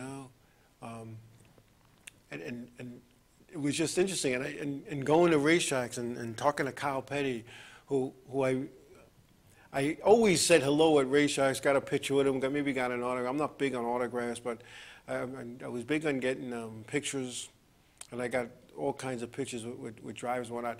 And I can remember one day I was down there and I went to the museum and it was closed. I was like, how could the Richard Petty Museum be closed? And I was sitting there and I was with someone and I said to them, call this number and see, maybe they changed their hours, they didn't change the sign. And as we're standing there, Kyle Petty comes rolling up the driveway. And he goes, can I help you? And I said, Kyle, I said, I've been to the museum a dozen times and I wanted to bring this friend of mine who's never been here and it's closed. He goes, no, it's moved. It's down at Randleman. Here's how you get there. He goes, you're going to go right there? I said, yeah, we're going to go right there now. Here's how you get there. So we go, and when I get there, the woman at the front door, she says, are you the one that just talked to Kyle at the race shop? I said, yeah. She goes, okay, you're a guest of Kyle. And he let us in, and she let us in as his guest. And we spent a good day there. And I think the next day we're in Martinsville, and we went over and thanked him. And we were sitting there chatting with Kyle and Richard like we were part of the family. So I don't know, but yeah, it was funny, 22 figure, because I went to the museum. I was working in High Point, and I had like a day off, but I wasn't flying out back home for another couple of days. So I went down to the museum. Just me. I went to the museum, I hung out. I was there like hours, and as I was walking out of the museum, Lee Petty was mowing the grass. He was on his little tractor, he was mowing the grass. And I went, hey, Mr. Petty, how you doing? Lee stopped the tractor, he got off, he goes, hey, young fella, how you doing? I'm like, we're talking. I says, I've been a Petty racing fan my whole life. I said, this is awesome, this is great. And he yelled inside, he goes, bring out some sweet tea. And we sat on the porch and we just talked racing. We just talked racing. And I'll never forget that. And it was just the coolest thing, it was the coolest thing.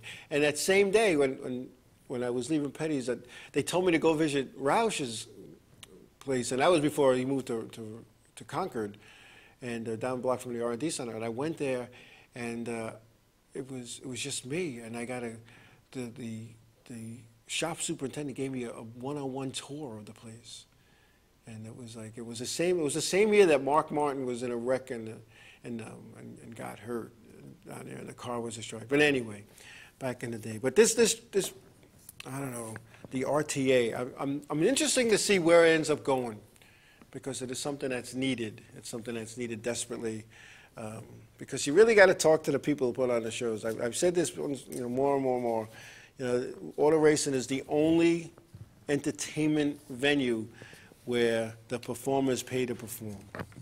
Anyway, we're going to take a real quick. We're going to take a real quick break, and I'll give you the results from New Hampshire for the Cup and Nationwide, the K&N, and what went on in Iowa with the trucks. We'll be back.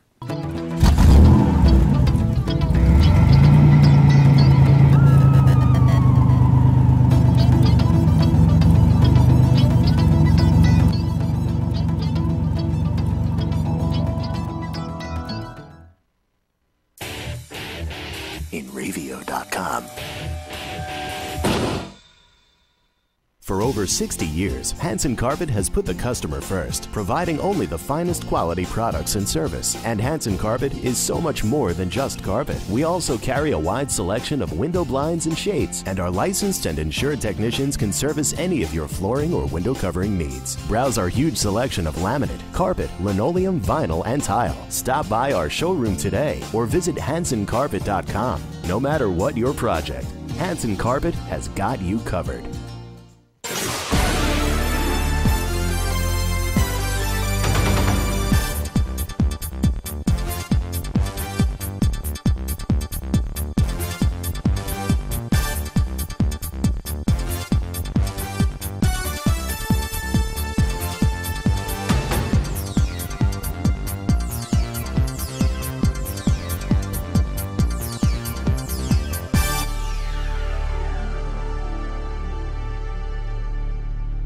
The world of advertising has changed. Radio, TV, and newspaper revenues have declined drastically. Why? Because businesses have realized that advertising return on investment isn't what it used to be. So what can we do about it? Well, that's easy. Advertise online. Own a local restaurant, real estate agency, or even a national retail chain? Whatever your business, InRavio can get your message out there, and we can do it at a fraction of the cost. Call today and see the difference for yourself. This isn't TV. This isn't radio. This is InRavio.com.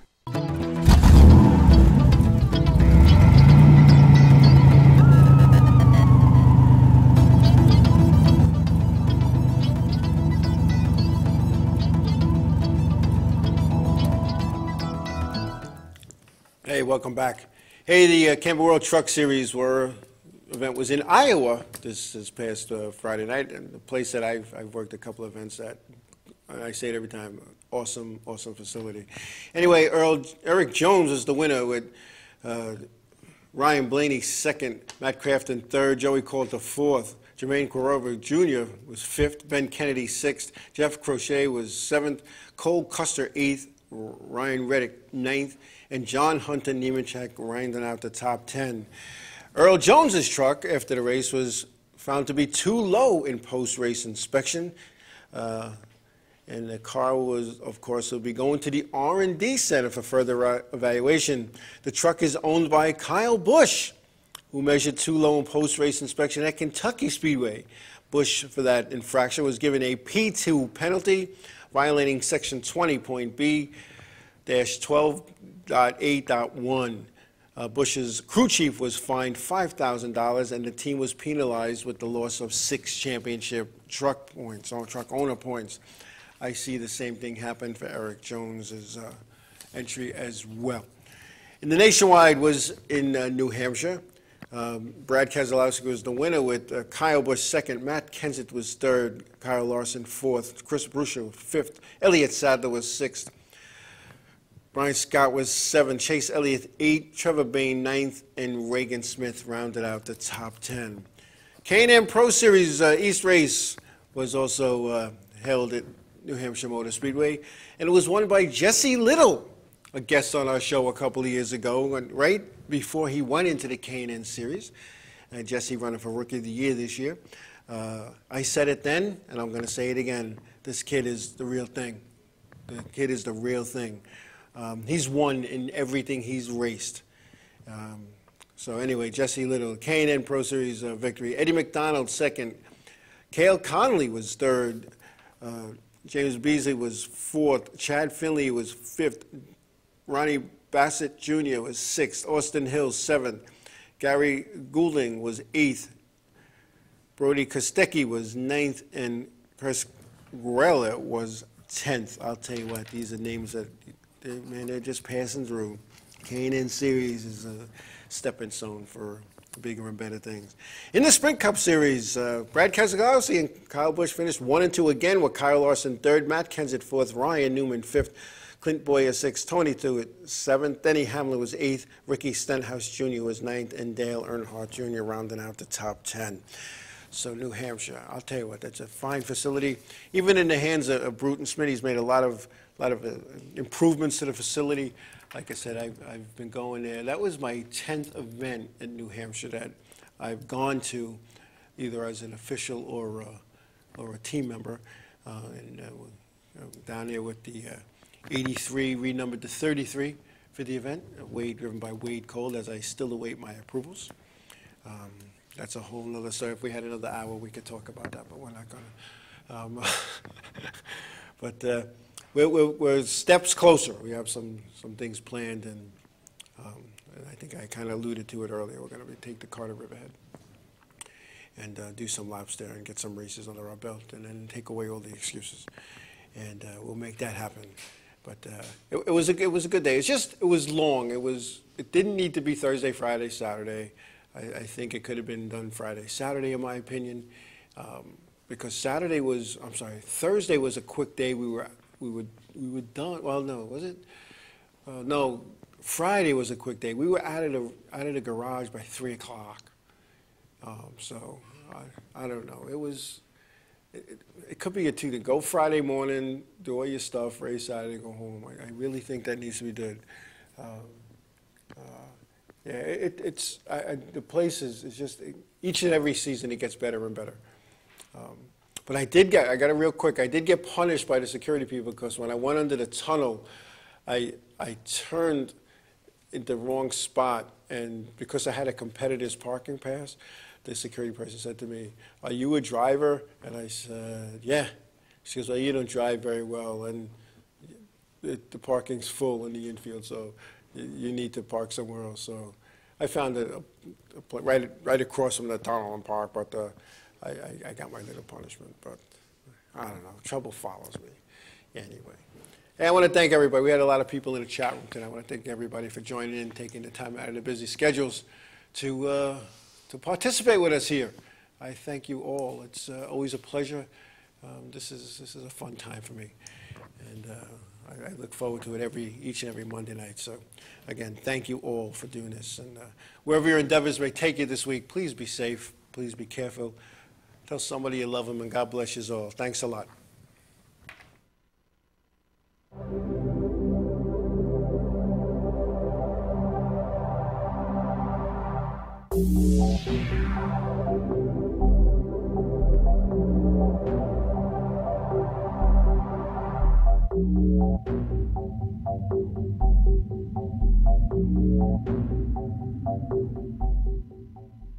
Radio.com.